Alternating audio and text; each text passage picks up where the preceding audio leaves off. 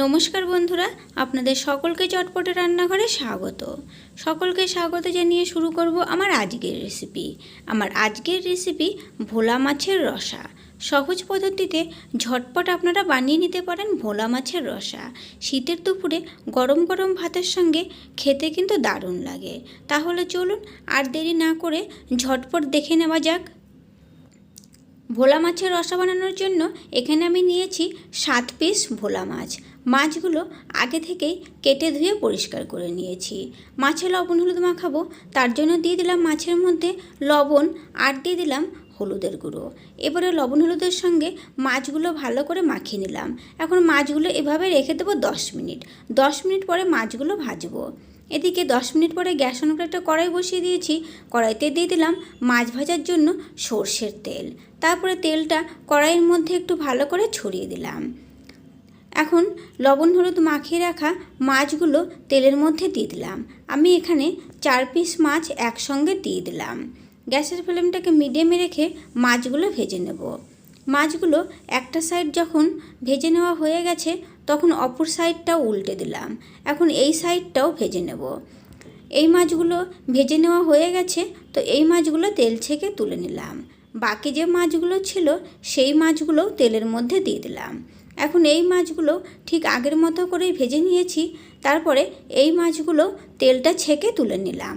এবারে মাছ ভাজা ওই তেলের মধ্যে ফোড়নে দিয়ে দিলাম 1/2 চা চামচ জিরে, একটা তেজপাতা, একটা শুকনো লঙ্কা। তারপরে ফোড়নটা ভেজে নেওয়ার পরে দিয়ে দিলাম 4 কোয়া রসুন, একটু থেতো করে নিয়েছি। তারপরে রসুনগুলো 30 থেকে 40 সেকেন্ডের মতো হালকা একটু লালচে রং হওয়া অবধি ভেজে নিয়েছি। এখন দিয়ে দিলাম 2টো মিডিয়াম সাইজের পেঁয়াজ কুচি। এখন গ্যাসের ফ্লেমটাকে মিডিয়ামে রেখে পেঁয়াজ কুচিটাও একটু লালচে রং হওয়া অবধি ভেজে নিয়েছি। তারপরে এই পেঁয়াজ কুচির মধ্যে দিয়ে দিচ্ছি একটা মিডিয়াম সাইজের টমেটো কুচি, দিয়ে দিলাম একটা কাঁচা লঙ্কা চেরা। এখন আবারও প্রায় 2 থেকে 3 মিনিটের মতো একটু ভালো করে নেড়ে চেড়ে নিয়েছি। তারপরে দিয়ে দিলাম 1 চা চামচ আদা বাটা, স্বাদ অনুযায়ী লবণ, 1 চা চামচ ধনে গুঁড়ো, 1/2 চা চামচ লাল লঙ্কার গুঁড়ো, 1/2 চা চামচ কাশ্মীরি লাল লঙ্কার গুঁড়ো, 1 চা চামচ হলুদের গুঁড়ো আর দিয়ে দিলাম সামান্য একটুখানি জল।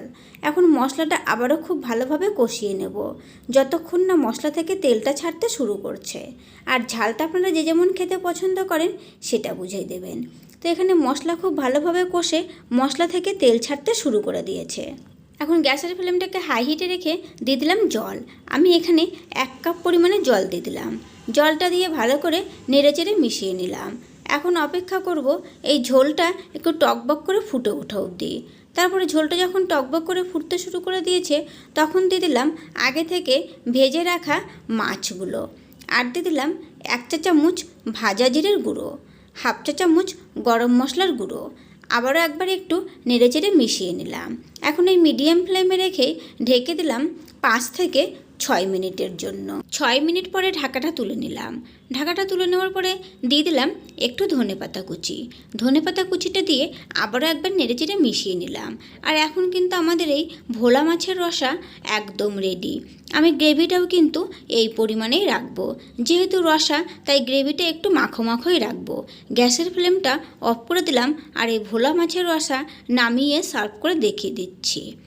তো এই যে দেখুন আমাদের এই ভোলা মাছের রসা পরিবেশন করার জন্য এখন একদম রেডি। তো এভাবে একবার আপনারাও বাড়িতে বানিয়ে নিন। ভালো লাগলে চ্যানেলটিকে লাইক, শেয়ার ও সাবস্ক্রাইব করার অনুরোধ রইল পাশে থাকা বেল আইকনটি সমেত। তাহলে আমার নতুন ভিডিও আপডেট সবার আগে আপনাদের কাছে নোটিফিকেশন পৌঁছে যাবে। আজকের মতো এই পর্যন্তই। ফিরে আসবো নতুন কোনো রেসিপি নিয়ে। সকলেই ভালো থাকবেন, সুস্থ থাকবেন। ধন্যবাদ।